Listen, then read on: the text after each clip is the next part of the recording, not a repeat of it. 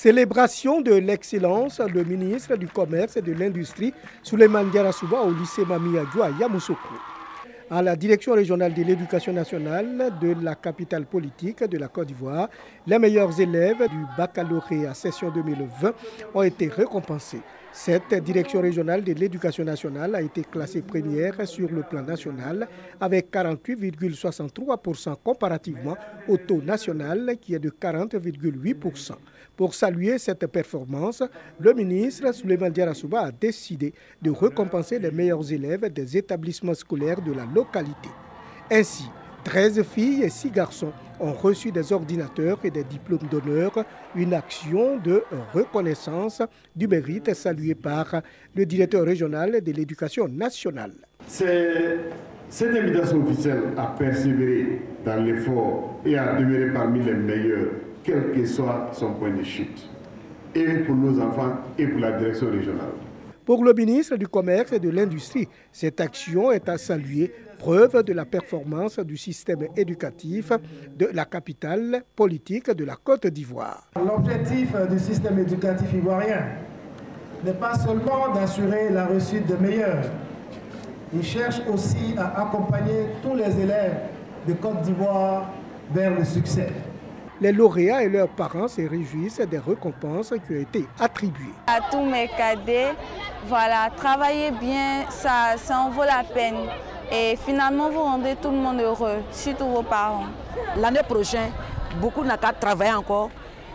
Il va faire beaucoup de cadeaux encore. Le ministre Souleymane Diarra-Souba a également récompensé les établissements scolaires et les syndicats d'enseignants pour leur contribution à la bonne marche de l'éducation nationale dans la localité.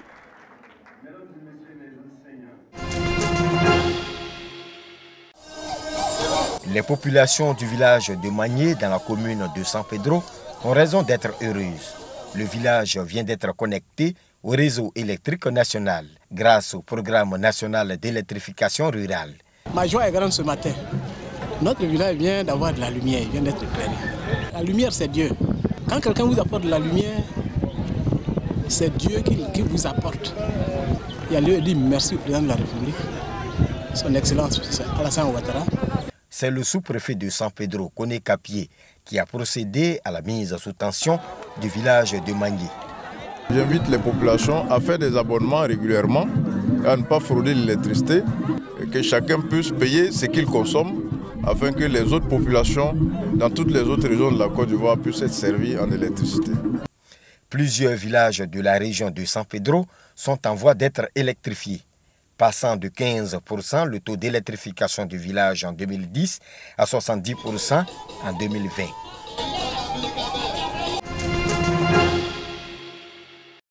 Le lancement de l'initiative #PeaceFor225 a mobilisé ce mardi de nombreux jeunes épris de paix, avec chacun sa recette pour une paix durable en Côte d'Ivoire. Ne laissons pas nos valeurs être corrompues. Ne laissons pas notre éducation être corrompue. Ne laissons pas nos modèles, nos valeurs, nos visions être corrompues. C'est la corruption de toutes ces valeurs, de toutes ces choses que je viens de citer, qui nous mettent dans des situations assez difficiles. Demeurons des personnes intègres, demeurons des hommes intègres pour des institutions fortes. Nous jeunes déjà, quand on veut la paix, je pense qu'il y a des restrictions qu'on doit se donner, c'est-à-dire le respect de nos lois, le respect des différents textes et règles qui régissent notre nation. Je pense que c'est à partir de cela qu'on pourra avoir cette paix véritable que nous recherchons depuis des années. L'initiative #PeaceFor225 est portée par les organisations Boost, Expertise et Amazon du Web. Ce projet va durer 18 mois et mise sur de nombreux leviers, notamment le rayonnement des blogueurs et des influenceurs pour promouvoir la paix en Côte d'Ivoire. Nous allons aller vers tout le monde, les influenceurs, les blogueurs, vers nos autorités. On ira vers les communautés, les organisations de la société civile, vers les jeunes et vers les femmes. Parce que nous savons que les personnalités, les influenceurs sont ces personnes-là qui, lorsqu'elles diffusent un message, sont suivies par beaucoup de personnes.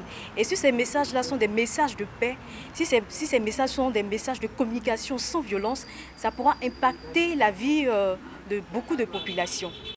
L'initiative #PeaceFor225 est une contribution à un environnement apaisé à travers la sensibilisation à la communication sans violence et à la promotion de l'esprit civique et de tolérance sur les réseaux sociaux et dans les communautés en Côte d'Ivoire.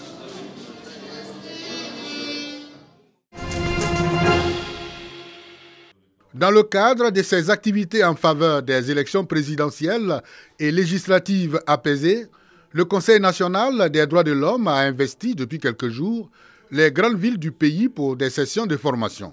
Bouaké, chef-lieu de région de Gbeke, en a bénéficié au profit du renforcement des capacités des leaders locaux des partis politiques et représentants des candidats qui participent à l'élection présidentielle. Cette session vient pour outiller les participants en matière d'information et d'éducation électorale. Il a été aussi question de les sensibiliser afin de bannir la violence comme mode de règlement des différends électoraux. Ce programme qui est initié par le CNDH, Conseil national des droits de l'homme, se situe dans le cadre d'un programme intitulé « Promouvoir, défendre les droits de l'homme, l'état de droit, la participation politique des femmes et des jeunes face aux défis électoraux en Côte d'Ivoire ». Il y a eu d'autres sessions, la session de renforcement de capacité des parties prenantes, c'est-à-dire les jeunes, les femmes, les leaders religieux, les leaders communautaires, de 5 régions, en plus du Gbeke, c'est-à-dire du Tchologo, du Poro, du Hambol, du Worodougou et du Béré.